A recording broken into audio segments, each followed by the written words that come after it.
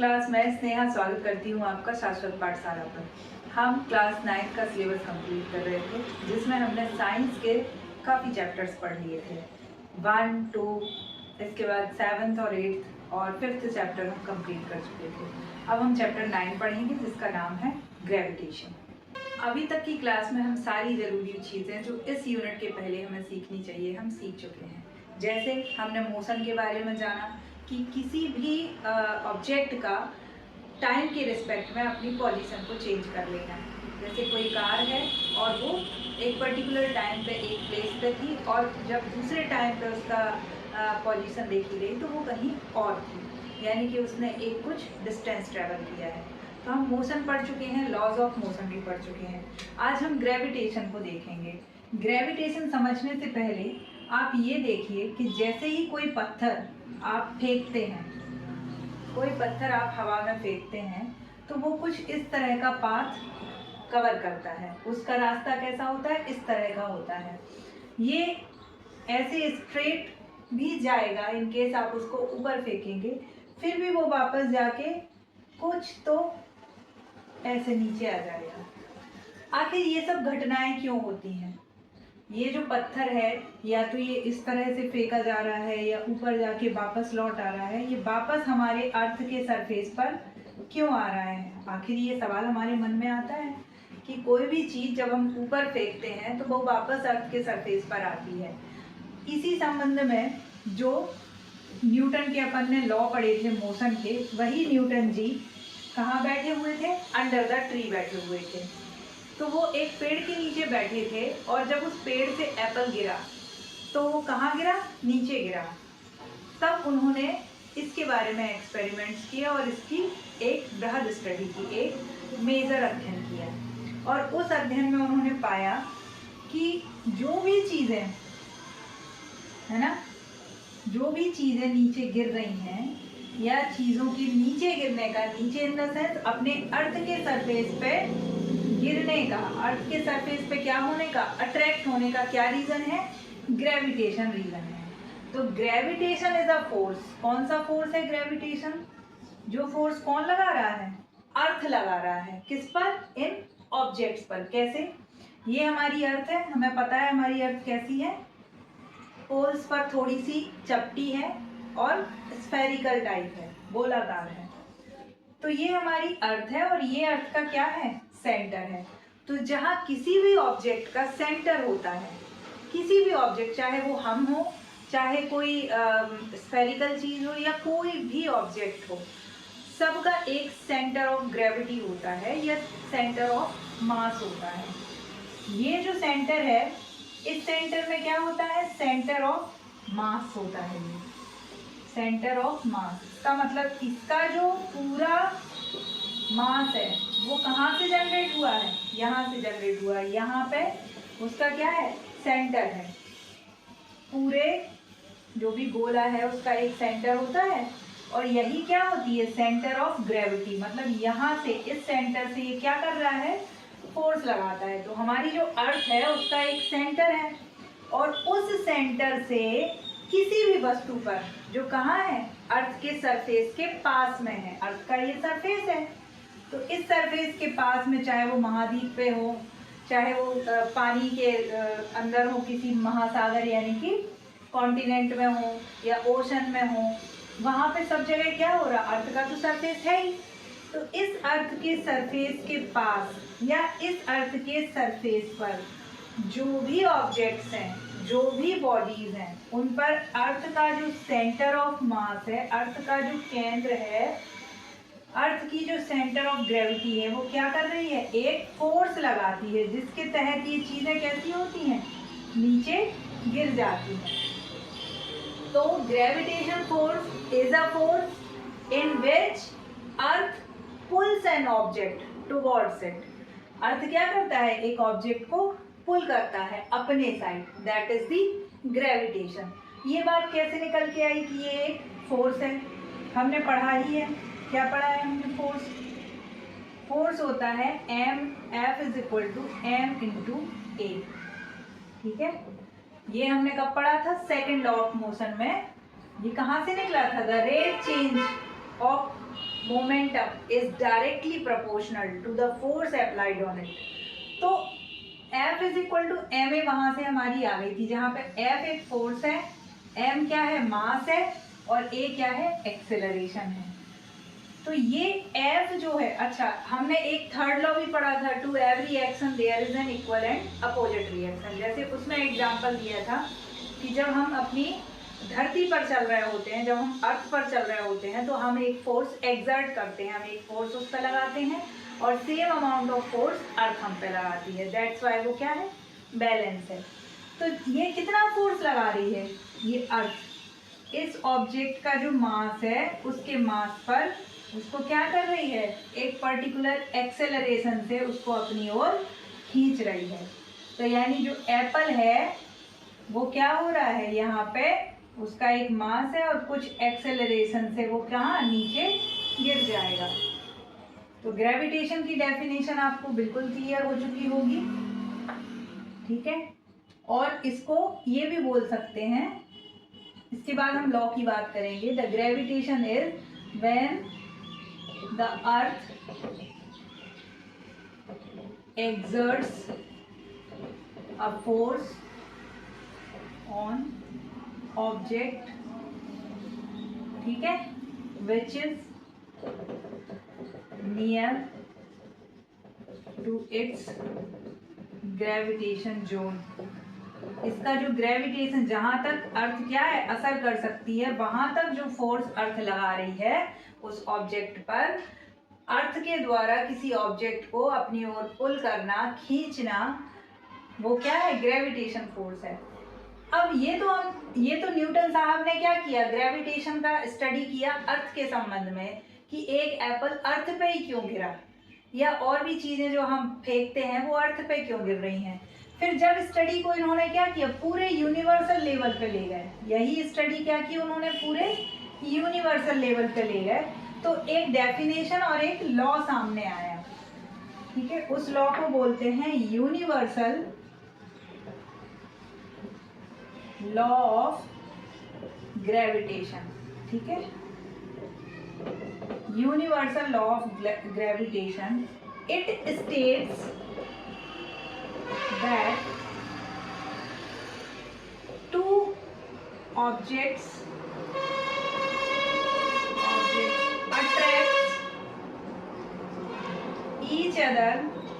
attract each other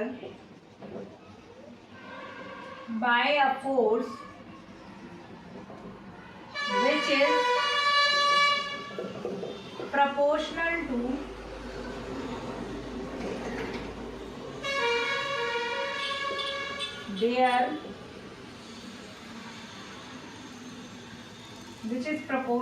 their product of their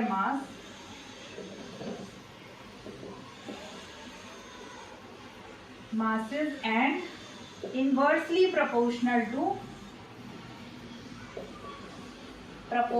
to distance between them,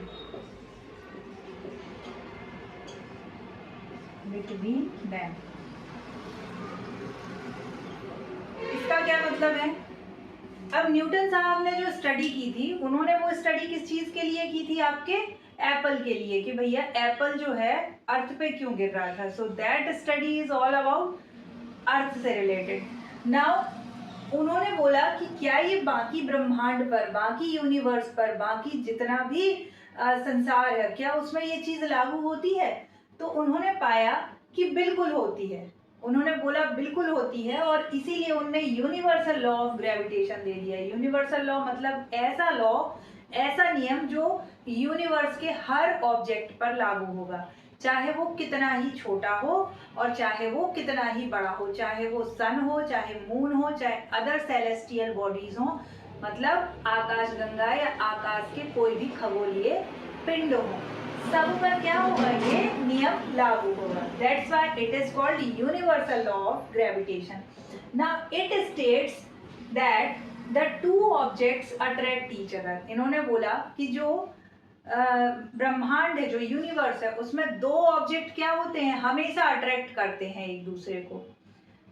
और किस force के साथ अट्रैक्ट करते हैं? एक पर्टिकुलर फोर्स के साथ अट्रैक्ट करते हैं। अब वो फोर्स किसके बराबर होता है? फोर्स होता है उन दोनों का जो मास है उसके प्रोडक्ट के प्रोपोर्शनल। मतलब उनका मास का जो प्रोडक्ट होगा वो जैसे जैसे अमाउंट में बढ़ेगा या घटेगा वैसे ही वो फोर्स क्या होगा, बढ़ेगा या घटेगा। तो उतना ही फोर्स लगेगा, उतने ही रेशियो से फोर्स लगेगा जितनी रेशियो से क्या है, उनके मासेस का प्रोडक्ट है। उसके बाद उन्होंने बोला कि और उनके बीच में जो दूरी है, उन दोनों ऑब्जेक्ट्स के बीच में, जैसे ये दोनों पेन, इन दोनों के बीच में जो दूरी है, अगर ये दूरी बढ़ती जाएगी तो फोर्स कम होगा, और अगर ये दूरी कम होती जाएगी तो फोर्स कैसा होगा, ज़्यादा होगा। इसी चीज को फॉर्मुलेट कर लेते हैं, फॉर्मूला के फॉर्म में लिखते हैं इसी स्टेटमेंट को। तो कैसे लिखेंगे? F is directly proportional to mass that is m1 m2 upon d square. तो हमने बोला मासेस, तो मासेस क्या होगा, एक m1 मास हो गया एक ऑब्जेक्ट का, एक m2 मास हो गया दूसरे ऑब्जेक्ट का, और d क्या हो गया, उनके बीच में डिस्टेंस हो गया। इसके बाद हम इसको और शॉर्ट करेंगे जैसे, तो ये हम इस सिंबल को हटाएंगे प्रोपोर्शनल को। जब जैसे हम प्रोपोर्शनल सिंबल को हटाएंगे तो एक क्या मिल जाएगा, हमें कांस्टेंट मिल जाएगा, और g m1 m2 upon d square.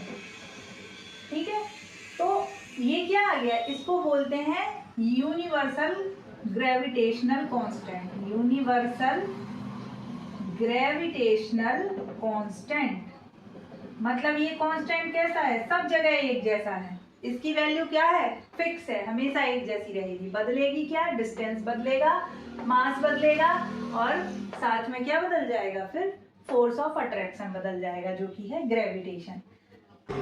Unit find out करने की कोशिश करते हैं कि इसकी यूनिट क्या है। तो जैसे ही हमने F is equal to G m1 m2 upon D square लिखा, इसको हम g के टर्म्स में लेके आते हैं, तो g बराबर क्या हो जाएगा, ये f के साथ d क्या हो जाएगा, मल्टीप्लाई में हो जाएगा, f इंटू डी स्क्वायर हो जाएगा। और ये यहाँ प्रोडक्ट में है तो यहाँ ये दोनों कहाँ पहुँच जाएंगे, डिवीजन में। तो m1 m2 हम निकाल रहे हैं क्या, यूनिट। तो f की यूनिट क्या है, हमें पता है न्यूटन है। d जो कि डिस्टेंस है, इसकी यूनिट क्या है, मीटर है, और डिस्टेंस भी कितने, 2 बार लिखा हुआ है, तो हमें क्या लिखना पड़ेगा, metre into metre, that is metre square, upon m क्या है, मास है जिसको हम केजी में करते हैं, और ये भी 2 बार है, 2 ऑब्जेक्ट्स का मास है, ये भी किलोग्राम में ये भी किलोग्राम में, तो क्या आ गया, केजी स्क्वायर। तो यूनिट क्या आ गई, न्यूटन मीटर स्क्वायर पर केजी स्क्वायर। अब इस g की एक वैल्यू भी है, जब उस वैल्यू को कैलकुलेट करते हैं यहाँ पे क्या करके, मासेस रख के, और जैसे हम 2 ऑब्जेक्ट्स ले लेते हैं, अर्थ और मून, तो अर्थ का मास कितना है, 6 इंटू 10⁻24। ऐसे ही जब मून का मास रखेंगे और इन दोनों के बीच की डिस्टेंस रखेंगे, सारे आपके बुक में गिवन है ये तीनों जो नंबर्स हैं, तो ये जब रखेंगे तो क्या आ जाएगा, यहाँ से g की वैल्यू कैलकुलेट हो जाएगी। जैसे जी की वैल्यू कैलकुलेट की तो कितनी निकल के आई, 6.7673 इंटू 10⁻⁻11 न्यूटन मीटर स्क्वायर पर KG square. So this is what you have to keep remember. इसके बाद बात करते हैं कि जब एक एप्पल को, जैसे ये क्या था आपका, एप्पल था, और ये क्या है, अर्थ है, तो अर्थ ने इसको इतना ज्यादा अट्रैक्ट क्यों किया, एप्पल ने क्यों नहीं अपनी ओर अर्थ को खींच लिया, अर्थ ने ही क्यों इसको जो है अट्रैक्ट किया एप्पल को। तो इसका रीजन है, हमने एक लॉ पढ़ा है, F is equal to ma। ठीक है, F is equal to ma, ये कहाँ से आता है, न्यूटन के सेकंड लॉ से। अब यहाँ पे देखो a क्या आ जाएगा, F अपॉन m आ जाएगा। तो जिसका मास ज्यादा होगा, जिसका मास कैसा होगा, ज्यादा होगा, उस पर जो एक्सेलरेशन लगेगा वो कैसा लगेगा, कम लगेगा। अब अर्थ का मास कैसा है, बहुत ज्यादा है, और इसकी तुलना में एप्पल का मास कैसा है, बहुत कम है।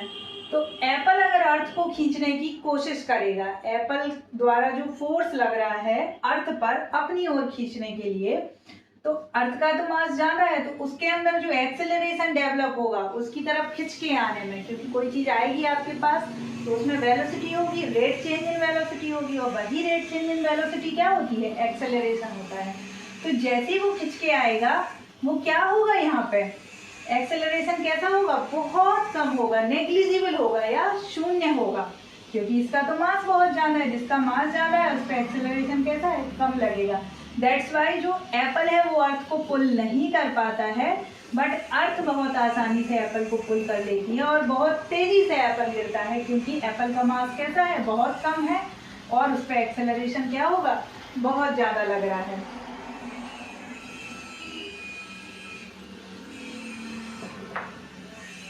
अब हम मून की बात करेंगे और अर्थ की बात करेंगे।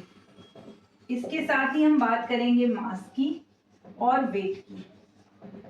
तो सबसे पहले मास और वेट देख लेते हैं। मास क्या होता है, मास कोई ऑब्जेक्ट है, कोई बॉडी है, तो उसके अंदर जो सब्सटेंस है, मैंने आपको मैटर की भी यूनिट पढ़ाई थी और उसमें सब्सटेंस का मीनिंग भी बताया था कि जो उसके अंदर सब्सटेंस है, जो तत्व है या पदार्थ है, वो क्या है, उसका जो मास है, उसका जो द्रव्यमान है, उसकी जो एक क्वांटिटी है जिसको हम मेजर करते हैं, वो क्या हो जाएगा, मास हो जाएगा। जैसे कोई पर्सन है और उसका मास हमने बोला कि वो कितने का है, 120 kg का है। एक पर्सन है और उसका मास कितना बोल दिया हमने, 120 kg का है वो व्यक्ति, ठीक है। लेकिन जब हम वेट की बात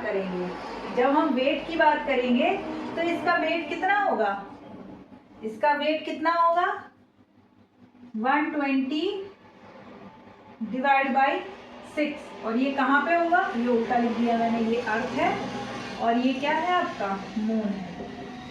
तो इसका ये वेट होगा कितना, 120 divide by 6, that is 20 Newton.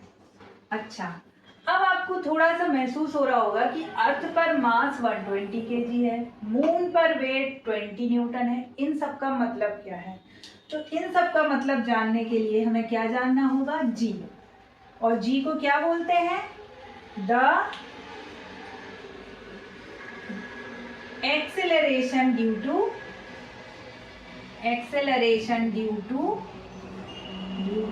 Gravity, ठीक है। इसका मतलब क्या हुआ कि जो ग्रेविटेशन फोर्स है उसके कारण जो एक्सेलरेशन डेवलप हुआ है, एक वस्तु क्या कर रही है, दूसरी वस्तु को अपनी तरफ खींच रही है। तो जैसे जिस एक्सेलरेशन से वो खींच रही है, जो एक्सेलरेशन उस वस्तु में, जैसे अर्थ क्या कर रही थी, एप्पल को अपनी तरफ खींच रही थी, तो एप्पल के अंदर एक एक्सेलरेशन आया, जैसे वो गिरा तो उसकी वेलोसिटी क्या हुई, चेंज हुई। क्या कर रही थी, एप्पल को अपनी तरफ खींच रही थी, तो जैसे ही एप्पल गिर रहा था उसके अंदर क्या आ रहा था, रेट चेंज इन वेलोसिटी, और दैट इज व्हाट, एक्सेलरेशन। तो वो एक्सेलरेशन क्या है, वो ग्रेविटी के कारण जनरेट हुआ है, इसलिए उसको क्या बोलते हैं, जी बोलते हैं, और स्मॉल जी से डिनोट करते हैं। साथ ही एक और चीज, जैसे हमने लिखा था F is equal to m a, तो अब हम यहाँ क्या लिखेंगे, F is equal to m g, क्योंकि ये जो जी है क्या है, यही एक्सेलरेशन ड्यू टू ग्रेविटी है। इसी एक्सेलरेशन को जो ग्रेविटी के कारण लगता है उसको जी बोलते हैं। तो अर्थ का मास ज्यादा है कंपेयर टू मून, तो अर्थ का मास अगर ज्यादा है कंपेयर टू मून, तो इसकी जी जो है, इसका एक्सेलरेशन ड्यू टू ग्रेविटी यानी ग्रेविटेशन फोर्स इसके अंदर कैसा होगा, ज्यादा होगा, तो इसका जी कैसा है, मोर है, ज्यादा है। और मून पर अगर इसी जी की बात करे जाए, तो मून पर जो जी है वो इस जी की तुलना में, सपोज मून का जी G1 है, तो ये जी से कितना है, 1/6 है, ठीक है। इतनी चीज आपको समझ में आ गई। अब हम बात कर रहे थे मासेस और वेट की, ठीक है, क्या होते हैं मासेस और वेट। हमने बात कर ली कि अर्थ पर जी है अगर एक्सेलरेशन ड्यू टू ग्रेविटी, तो मून पर कितना है, G/6 है, क्योंकि इसका मास कम है, इसका ज़्यादा है। फिर हमने अपने उस फॉर्मूले में पुट किया जो हमने सीखा था, Gm1 m2/d²। यहाँ से हमने मून के लिए, और अब यहाँ से मून के लिए कैलकुलेट करेंगे और किसके लिए कैलकुलेट करेंगे, अर्थ के। जब हम अर्थ के लिए कैलकुलेट करेंगे तो ये ऑब्जेक्ट जो है उसका मास कैसा ले लेंगे, नेग्लिजिबल ले लेंगे, एक ऑब्जेक्ट का मास अर्थ की तुलना में तो कम होगा, तो यहाँ पे सीधा अर्थ का ही कर देंगे। और ऐसे ही जब मून का कैलकुलेट करेंगे तो वहाँ पे मून का मास ले लेंगे, तो वहाँ से क्या मिल जाएगा हमको, एक पर्टिकुलर वैल्यू मिल जाएगी। उस वैल्यू से किस निष्कर्ष पर पहुँचते हैं कि जो आपका जी जो है वो कहाँ पे कितना है, 1/6 है। ठीक है, वहाँ पे कितना लग रहा है, 1/6 लग रहा है। तो जो मास है, जिसे हमने बोला कि 120 kg है, किसी व्यक्ति का मास कितना है, 120 kg है, वो अर्थ पर भी कितना होगा, 120 kg, मून पर भी कितना होगा, 120 kg, या स्पेस में कहीं पर भी कितना होगा, 120 kg। क्योंकि ये तो उस पदार्थ की क्या है, क्वांटिटी है, ये उसकी क्या है, क्वांटिटी है, उसका सेंटर ऑफ मास है, ये द्रव्यमान है, ये बदलने वाला नहीं। लेकिन हमने जब वेट देखा तो वेट को हमने क्या बोला, वेट क्या है, एक तरह का फोर्स है। वेट क्या है, एक तरह का फोर्स है। क्यों है ये फोर्स, क्योंकि ये फोर्स जैसे अर्थ है, ये आपकी क्या है, अर्थ है, और ये कोई ऑब्जेक्ट है, तो ये अपनी तरफ खींच रही है उस ऑब्जेक्ट को। तो किस फोर्स से खींच रही है, हमने देखा ये m × a, तो m क्या है, मास है, a क्या है, एक्सेलरेशन। अब हम क्या रखेंगे एक ही जगह, स्मॉल g, क्योंकि हमने पढ़ लिया है कि g is acceleration due to gravity. तो यहाँ पे हमने जैसे ही g रखा तो ये mg बन गया। इस mg फोर्स से ये खींच रहा है। तो ये जो फोर्स है इसी को क्या बोलते हैं, यहाँ पे वेट बोलते हैं, और इसकी यूनिट भी क्या आ जाएगी, तब न्यूटन आ जाएगी। तो जो वेट है वो 120 न्यूटन अगर कहाँ पे है, अर्थ पे है, ठीक है, तो वो मून पे कितना हो जाएगा, मून पे तो ये जी की वैल्यू कितनी हो जाएगी, 6 गुना कम हो जाएगी मून पे। तो ये क्या हो जाएगा, 120/6, दैट इज 20 न्यूटन। ठीक है, तो वेट जो है वो हर जगह कैसा होता है, अर्थ पर डिफरेंट होगा, मून पर डिफरेंट होगा, और स्पेस में डिफरेंट होगा। तीन जगह कैसे होगा, डिफरेंट होगा। और जो मास है वो सब जगह कैसा होगा, सेम होगा। अब आप सोचेंगे कि हम तो अर्थ पे ये बोलते हैं कि वेइंग मशीन खरीद लो, और हम मास को ही वेट बोल देते हैं कि सामने वाले का वेट कितना, हम पूछते भी हैं वेट कितना है, भैया 55 kg है। तो वो क्यों, क्योंकि हमारी अर्थ पे जो ना, हमारी अर्थ जो है उस पे क्या है, जी तो कैसा है, सेम ही है सब जगह। तो आप W = जब mg रखेंगे, और g कैसा है आपको, कांस्टेंट है, कांस्टेंट है, फिक्स हो गया है यहाँ पे अर्थ पे, तो W = क्या आ जाएगा, m, और m क्या था, मास था, तो W को हम मास बोल सकते हैं। इसलिए हम बोल देते हैं कि वेट जो है 55 न्यूटन नहीं 55 kg है, फॉर द अर्थ ओनली। ठीक है।